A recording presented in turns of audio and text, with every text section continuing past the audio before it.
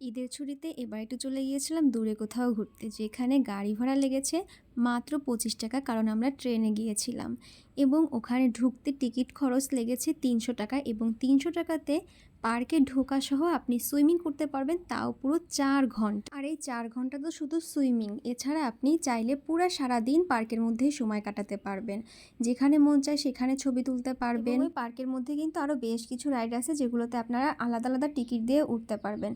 তো আমার মেয়ে তো সুইমিং পেয়েই খুব খুশি, তার আর কিছুরই প্রয়োজন নাই। আমরা গিয়েছিলাম সকাল 9টায় এবং আমরা বাসায় এসে পৌঁছেছি সন্ধ্যা 7টায়। সুইমিংয়ের টাইম দেওয়া দুইভাবে, একটার টাইম থাকে সকাল 10টা থেকে দুপুর 1টা, এবং অন্যটার টাইম থাকে দুপুর 2টা থেকে বিকেল 5টা। এই পুরো 4 ঘন্টা করে আপনি সুইমিংয়ে সময় কাটাতে পারবেন। বাকি যে সময়টুকু আছে এই সময়টুকু আপনি পুরো পার্কটা ঘুরে ঘুরে দেখতে পারবেন, কোথায় কি আছে না আছে। খুব সুন্দর সুন্দর ছবি তোলার জায়গা আছে, বাচ্চাদের জন্য অনেকগুলো খেলার জায়গা আছে। এছাড়াও কিন্তু অনেক আকর্ষণীয় জিনিস আছে এই পার্কটাতে। এইসব জায়গাগুলোতে ফ্যামিলির সবাই মিলে গেলেই অনেক বেশি আনন্দ হয়। আমরা গিয়েছিলাম টোটাল 12 জন। তো 12 জন মিলে কিন্তু আমরা খুবই খুবই এনজয় করেছি। পার্কটাতে আলাদা আলাদা যে রাইডগুলো আছে সেগুলো আপনার আলাদা টিকিট কেটে উঠতে হবে, এবং এক একটা টিকিটের মূল্য 60 টাকা থেকে 80 টাকা। সময়ও খুব কম দেয়, 5 থেকে 10 মিনিট, যেটা আমার কাছে খুবই এক্সট্রা মনে হয়েছে যে টিকিটের মূল্য একটু বেশি লেগেছে। তো এটা ফ্রি ছিল দেখে আমরা এটাই বসে টাকা উসুল করছিলাম। আর এই যে মা মেয়ে হেঁটে যাচ্ছিলাম, আমার মেয়ে খুবই খুবই খুশি ছিল। সে এত সুন্দর একটা জায়গায় যেতে পেরে সে কালকে প্রচণ্ড আকারে খুশি ছিল। আর এটা হলো সুইমিংয়ে নামার আগের ভিডিও।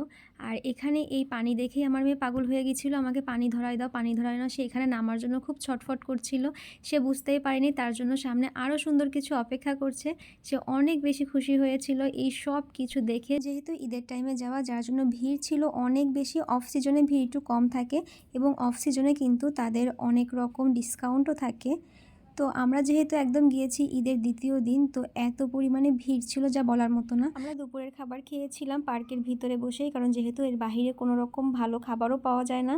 তো এখানেই এক একটা প্লেটারের মূল্য ছিল 200 টাকা, যেটা অনেক বেশি ছিল। আর টেস্টও খুব বেশি যে ভালো ছিল এমনটাও না, যাই হোক খেতেই হবে। আর এবার যে ভিডিও ক্লিপগুলো দেখতে পাবেন এগুলো হলো আমাদের সকালে পার্কে যাওয়ার আগ মুহূর্তের ভিডিও। আমরা ট্রেন থেকে নেমেই চা খেয়ে নিয়েছিলাম, পরোটা, ডাল, মিষ্টি। এগুলো আপনার খরচের বাহিরে, মানে পার্কের খরচের বাহিরেই ধরে নিতে হবে। যদি টাইম মতো ট্রেনে যেতে পারেন তাহলে কম খরচে যেতে পারবেন, আর যদি আপনারা বাসে যান তাহলে কিন্তু খরচ অনেক বেশি পড়ে যাবে।